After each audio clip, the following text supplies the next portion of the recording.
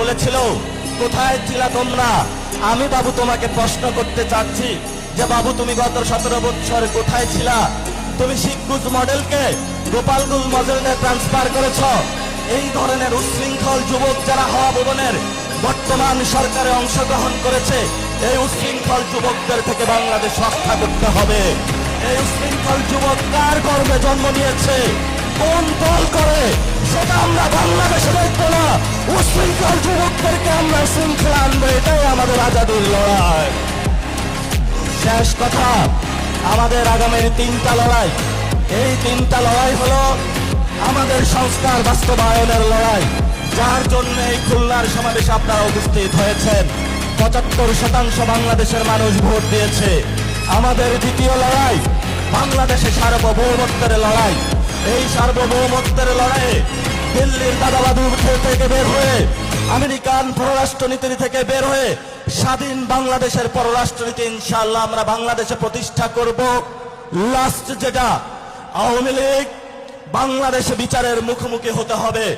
যদি আওয়ামী লীগ বাংলাদেশে বিচারের মুখোমুখি না হয়, তাহলে আমাদের সামনে আরো অসংখ্য যুবক, আরো অসংখ্য নারী, অসংখ্য হিন্দু, অসংখ্য আলেম ওলামা, আমাদের ভবিষ্যতে তাদের হলো পবিত্র এই রাজপথে তাদের রাজপথ রঞ্জিত হবে। আমরা আশা করব সরকার আমাদের কথাগুলো তারা কানে না দিবে। যদি তারা না নেয়, তাহলে কিভাবে কানে তাদেরকে ঢুকাতে হয় আমরা সেই উচ্ছৃঙ্খল যুবকদের শিখিয়ে দিব, যারা পার্লামেন্টে বসে বসে মিট মিট করে হাসে।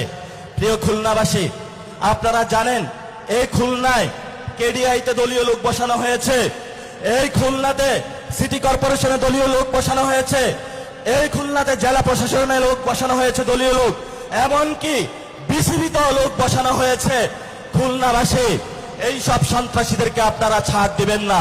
যতই ভদ্রতার মুখোশ পরে তারা আমাদের সামনে আসে, আপনারা যদি তাদেরকে ছাড় দেন, কালকে আপনাকে তারা হত্যা করতে উদ্যত হবে। আপনার সন্তানকে তারা হত্যা করবে, আপনার মাকে তারা হত্যা করবে, আপনার বউকে তারা হত্যা করবে। এই সব সন্ত্রাসীদেরকে খুলনার অঞ্চল থেকে উচ্ছেদ করতে হবে। এবং যারা মসজিদে হত্যাকাণ্ড ঘটিয়েছে খুলনাতে, আমরা বাবু তোমাদেরকে হুঁশিয়ার করে দিতে চাই। সালাউদ্দিন সাহেব বলে আইন শৃঙ্খলার নাকি অবনতি হয় নাই, তাহলে খুলনাতে কোন বাবু আপনার এই মসজিদের মধ্যে হত্যাকাণ্ড ঘটিয়েছে? সেই দিল্লির দাদাবাদুর গেটু পুত্র সালাউদ্দিনের কাছে আমরা প্রশ্ন রাখতে চাই। প্রিয় খুলনাবাসী, আমাদের সামনে সময় নেই। রাজপথে আমরা বিরোধী দলীয় নেতা যিনি আছেন, আমাদের 11 দলীয় নেতৃবৃন্দ, আমরা মনে করি এখনো ওনারা ঠিক পথে আছেন। মিটিমিটি করে পা করে আমরা সামনে